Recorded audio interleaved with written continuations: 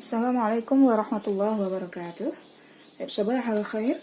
هذا يوم سنتعلم الجملة الاسمية. Hari ini kita kembali lagi akan belajar tentang jumlah ismiyah. Jumlatun itu dalam bahasa Arab adalah kalimat. Jangan salah, jumlatun itu kalimat. Kalau kata itu adalah kalimatun. Jumlatun kalimat dan kata itu kalimatun. Pertemuan ini sedikit membahas pertemuan yang kemarin karena masih banyak yang belum begitu bisa memahami apa yang saya sampaikan. Jumlah al-usmiyah itu tatarakabu min mubtada wa khobar. Jadi dalam jumlah ismiyah itu terdiri dari dua unsur pokok, yaitu yang namanya mubtada dengan khobar, ya. Mubtada dengan khobar. Mubtada kemudian khobar. Jadi ada dua unsur itu. Mubtada itu diambil dari ismun. Apa itu ismun? Simpel kata dalam bahasa Indonesia adalah kata benda, tapi tidak semua kata benda itu masuk, tidak hanya kata benda yang masuk kategori ismun di dalam bahasa Arab, ya. Mudah memahaminya saja untuk sekilas. Mubtada itu diambil dari jenis kata ismun atau kata benda. Kata benda yang diletakkan di awal itu bisa menjadi mubtada. Kita kembali mereview apa yang sudah dipelajari di kelas 7 sebentar sebelum kita masuk ke bahasan utama. Mubtada kita kenal, misalkan contoh faslun. Faslun ke kelas itu kata benda. Kita letakkan di awal. Bisa kembali ke ta'arif atau definisi mubtada, itu ismun marfu'un fi awali jumlah. Jadi isim yang marfu' yang diletakkan di awal kalimat, itu teori atau rumus dasarnya, ya. Faslun, kalau kita letakkan di awal kalimat kita beri alif lam. Ini untuk kata benda al-fas, karena dia itu di awal, al-faslu ini al, ya, tak salah satu tanda dari ismun, maka lam sebagai huruf akhirnya tidak boleh ditanwin, ya. Al-fas, ismun, ini tanda ismun adalah alif lam, ya. Alif lamnya ini adalah tanda ismun.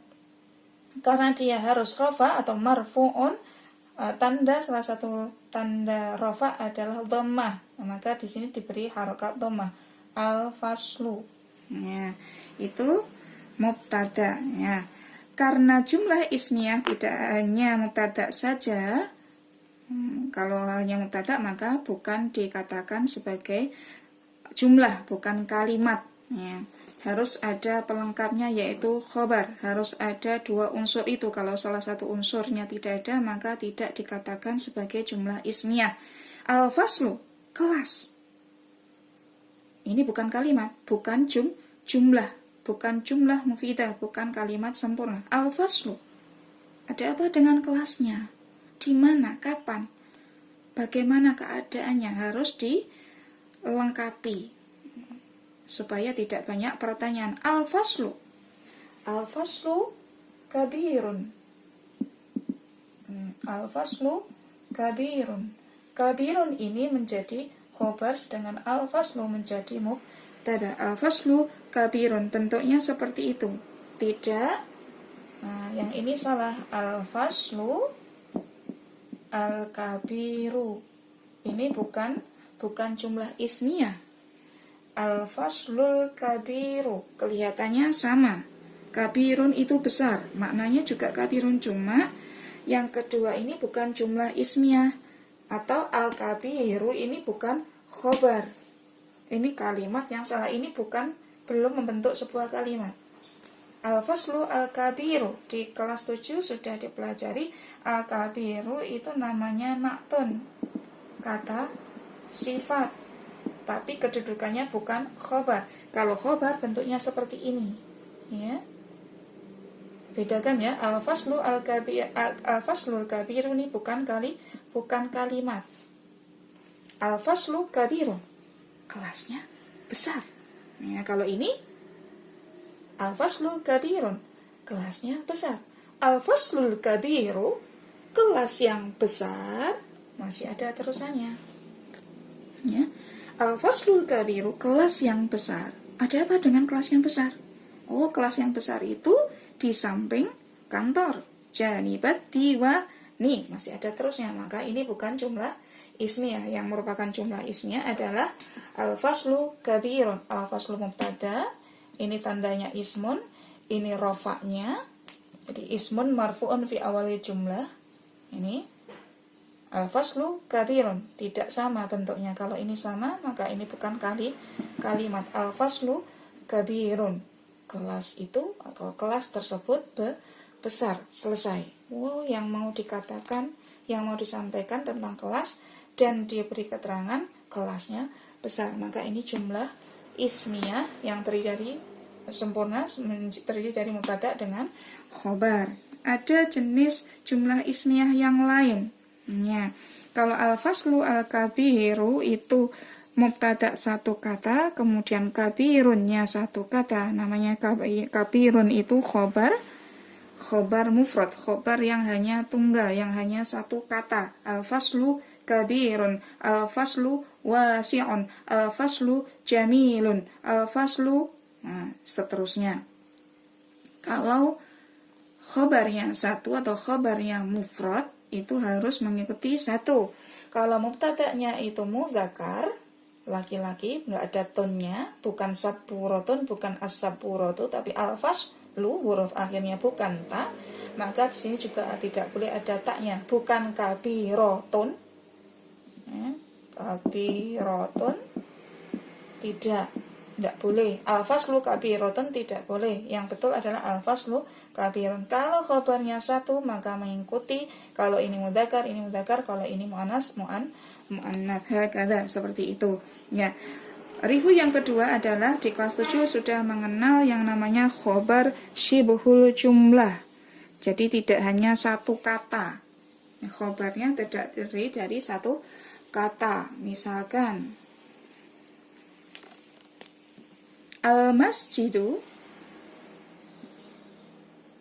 al-mas, ini ada alif lamnya, al-masjidu, ini marfu'nya, ismun marfu'un, di awal jumlah, fi awal jumlah, dia menjadi mubtada. Al-masjidu, ini yang syibhul khobar, syibhul jumlah, menyerupai kalimat amamal madrasati. Amama madrasati, amama itu harfu jarrin, masih ingat di kelas 7? Iya. Aina di mana? Amama di depan. Seperti itu, ya. Tolong diingat. Amama madrasati, karena amama itu harfu jarrin, maka ini harus majrur, harus kasroh. Ini namanya ismun majrurun. Lah, susunan dua kata ini, amama madrasati, itulah yang namanya syibhul jumlah. Susunan yang merupai kalimat, karena tidak terdiri dari kata tunggal seperti kabirun, satu kata saja, tidak ya, karena ini ada dua, maka ini namanya syibhul jumlah. Ini bukan jumlah, bukan kalimat, tapi hanya syibhun, hanya menyerupai jumlah saja. Amamal madrasati, ya. Ada dua khobar ini. Yang pertama itu khobar mufrad, al-faslu kabirun. Yang kedua adalah khobar syibhul jumlah, yang terdiri dari harfu jarin. Ayo, saudaranya atau saudara atau harfu jarin yang lain apa? Ada, masih ingat nggak? Ya, ada amama, ada waro'a, ada janiba, ada baina, ada haula, ada yang lain, ya, banyak. Ya, tolong dibuka lagi catatannya di kelas 7. Kalau ada harfu jarin ini kemudian disusul oleh kata benda sesudahnya, maka kata benda itu harus majrur, harus diberi harokat huruf akhirnya, yaitu ta ini diberi harokat kasroh, namanya majrur. Susunan harfu jarin dengan kata sesudahnya ini membentuk susunan syibhul jumlah yang dalam kalimat itu menduduki posisi khobar. Makanya khobarnya dinamakan khobar syibhul jumlah. Jadi ini yang dipelajari di kelas 7 dulu. Ya, satu lagi, kalau khobarnya itu berupa syibhul jumlah seperti ini posisi mubtada boleh tidak di awal kalimat. Kalau tidak di awal berarti di akhir. Nah, kita letakkan dulu khobarnya di awal kalimat menjadi amamal madrasati, tetap ini tidak berubah syibhul jumlahnya. Amama harfu syarin, kemudian al madrasati ismun majrurun, diletakkan di awal kalimat, di permulaan kalimat. Kemudian mubtada yang tadinya di awal kita letakkan di akhir, cuma bentuknya jadi berubah. Kalau di awal al masjidu, tetapi kalau di belakang menjadi alif lamnya hilang, masjid. Kalau alif lamnya hilang, maka huruf akhirnya diberi harokat dhammataini, 2 dhammah. Ini sebagai tanda bahwa dia adalah ismun. Tapi ismun yang di akhir itu menjadi bentuknya seperti ini, tidak boleh memakai alif lam. Bukan amama madrasati al masjidu. Kalau begini jadi salah. Al masjidu salah. Yang betul adalah amama madrasati masjidun. Itu materi yang dipelajari dulu di kelas 7. Nah, sekarang kita masuk ke materi kelas 8. Masih susunannya adalah susunan jumlah ismiyah yang terdiri dari mubtada dengan khobar. Ada mubtada dengan khobar, cuma akan sedikit berbeda. Kalau tadi khobarnya tunggal, khobar mufrad, dan khobar syibhu jumlah yang ada harfu jarnya dan yang bisa dibolak-balik susunannya. Mubtadanya asalnya di awal kalimat, kemudian bisa dirubah, dipindah menjadi di akhir kalimat. Kalau yang sekarang mubtada tetap, tetapi khobarnya kita ambil dari khobar jumlah. Jumlahnya adalah jumlah fi'liyah yang ada fi'lunnya, yang ada kata kerjanya. Kemarin sudah saya berikan contoh kata kerja. Contoh kata kerjanya apa? Contoh, kita punya yaktubu.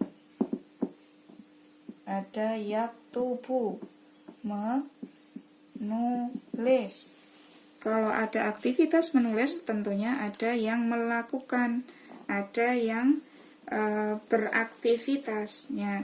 Kata yaktubu ini, kata kerja ini kita akan masukkan dalam susunan mubtada dan khobar. Mubtadanya siapa? Tetap kita ambil dari ismun. Contoh, kalau kita punya ustadzun. Ustadzun apa maknanya? Guru. Maka ustadzun kita tulis di awal. Ini ada ustadzun. Kalau di awal tadi memakai alif lam. Ustadzun, alif lam. Lam dengan alif bisa disambung. Ini alifnya. Ini lamnya. Al-us.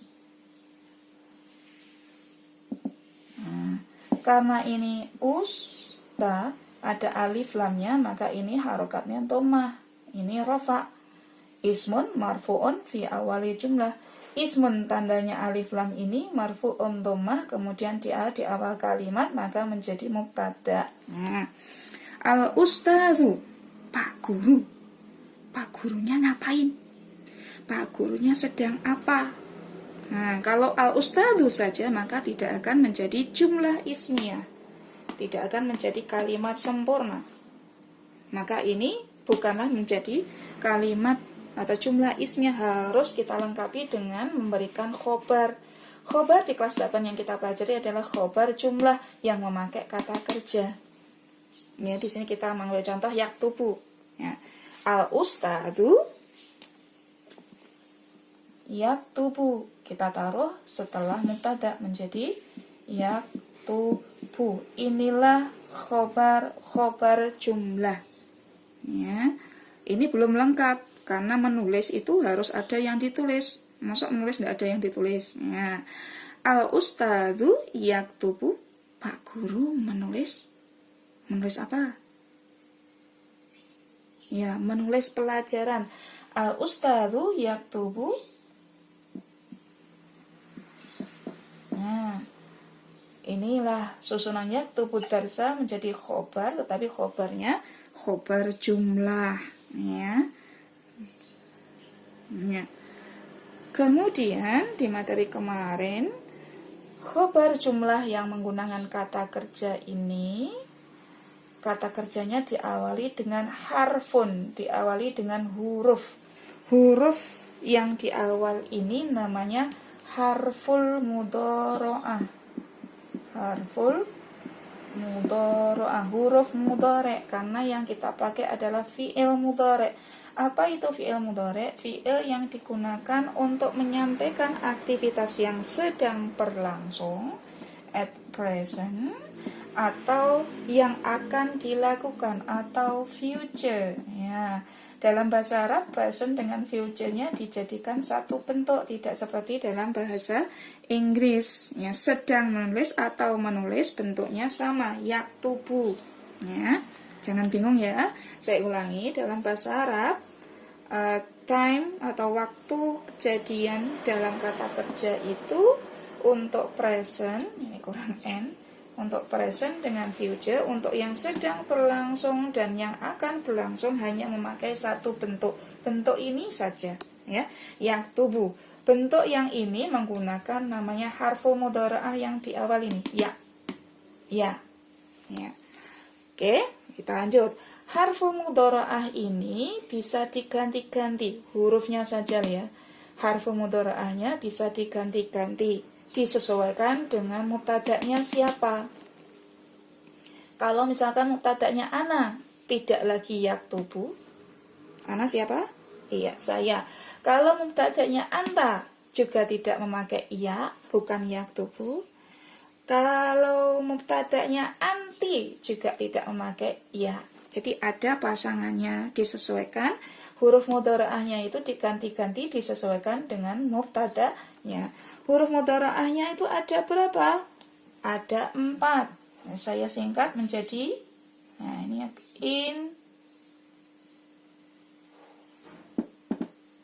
intai, hamzah, nun, ta dengan ya. Ada 4. Ya, kalau di yang lain mungkin sampean bisa menemukan bukan intai tapi anita atau ya anita, boleh itu. Tapi saya menggunakan, saya singkat menjadi intai. Kenapa demikian? Saya urutkan karena hamzah dengan nun ini untuk orang pertama. Siapa itu orang pertama? Orang pertama adalah orang yang berbicara, yang mengajak komunikasi. Kalau ada tanya jawab, ada dialog, maka yang berbicara itu adalah orang pertama. Kemudian orang keduanya, orang yang diajak bicara adalah orang kedua. Kemudian orang ketiganya yang dibicarakan menjadi topik pembicaraan, atau dalam bahasa Jawanya bisa sering kita istilahkan dengan yang dirasani, orang yang tidak ada, orang yang ghaib, maka dia adalah orang ketiga. Yang berbicara, yang mendengarkan, dan yang dibicarakan. Ini 1, 2, dan 3. Nah, penggunaan hamzah, nun, ta dengan ya disesuaikan dengan mubtada. Nah, contoh, ana, saya menulis pelajaran. Ana, kalau tadi yaktubu, ya, yaktubu ad-darsa, maka ya-nya harus diganti. Huruf ya-nya harus diganti, kita hapus ya-nya. Nah, kita ganti dengan, kalau ana kita pakai a-nya menjadi aktubu, harokatnya tetap. Kalau tadi yak, sekarang menjadi ak, ya, harokatnya tetap, hanya hurufnya saja. Itu kalau ana. Kalau nahnu, kita pakai orang pertama dulu. Kalau nahnu, kita ambil nunnya, ya, intai, alif, nun, kita panggil pakai nunnya. Nun dengan kaf bisa disambung ya. Nah, ini nun, ini kafnya. Tetap harokatnya, ini huruf pertamanya fathah, huruf keduanya sukun, huruf taknya memakai dhammah dan baknya dhammah. Nahnu naktubu, Jadi dari yaktubu, aktubu menjadi naktubu. Hanya hurufnya saja yang diganti, bukan harokatnya. Ya, itu penggunaan ana dan nahnu. Orang pertama. Orang kedua sekarang memakai tak. Orang kedua itu siapa? Anta dengan anti. Ya. Anta dengan anti. Ya. Anta itu kamu laki-laki, kamu laki-laki. Contoh kalimatnya, kalau kamu ada orang kedua, mesti ada orang pertamanya. Ini bentuknya dialog. Ya, siapa ya yang diajak bicara? Ya Ahmad. Ya Ahmad. Berarti Ahmad ini orang kedua yang diajak bicara. Misalkan kalimat ya Ahmad, wahai Ahmad. Hal, apakah? Hal anta. Anta siapa? Orang kedua siapa? Anta Ahmad. Ya Ahmad. Hal anta. Nah, untuk anta kita pakai taknya ini. Nah, orang kedua memakai tak. Hal anta taktubu ad-darsa. Ini namanya orang kedua yang diajak bicara. Apakah Anda menulis pelajaran? Jawabnya Ahmad. Ketika Ahmad menjawab pertanyaan, dia menjadi orang pertama. Naam, ana. Ana siapa? Ana Ahmad namanya. Hal anta taktubu ad-darsa ya Ahmad. Apakah Anda menulis pelajaran, wahai Ahmad? Naam. Iya. Saya menjadi naam, ana aktubu ad-darsa. Itu kalau anta. Sekarang anti. Anti orang kedua juga kita memakai kalau anti itu perempuan. Perempuannya siapa namanya? Ya Laila. Ya Laila, wahai Laila. Hal. Kita pakai tak juga. Tak tu. Nah, untuk anti, huruf awal harfu mudhari'nya pakai ta, ini juga pakai ta, orang kedua anta dengan anti. Cuma bedanya kalau anti ini ditambahi ya dan nun. Ya dan nun. Ya ini dengan ba bisa disambung apa enggak? Iya, bisa disambung. Maka kita cara menulisnya kita sambung. Karena ya-nya mati, maka huruf sebelumnya yaitu ba diberi harokat kasroh. Hatatu bina. Jadi ini tambahan untuk anti. Tetapi huruf terakhirnya harus diberi harokat kasroh. Ya Laila hatatu bina ad-darsa. Wahai Laila, apakah kamu menulis pelajaran? Ya, itu orang kedua, anta dan anti. Nah, sekarang orang ketiga, huwa. Huwa itu dia tapi laki-laki. Huwa, dia laki-laki. Dia laki-laki siapa ya? Namanya siapa ya? Jangan hanya dia, nanti yang diajak bicara tidak paham.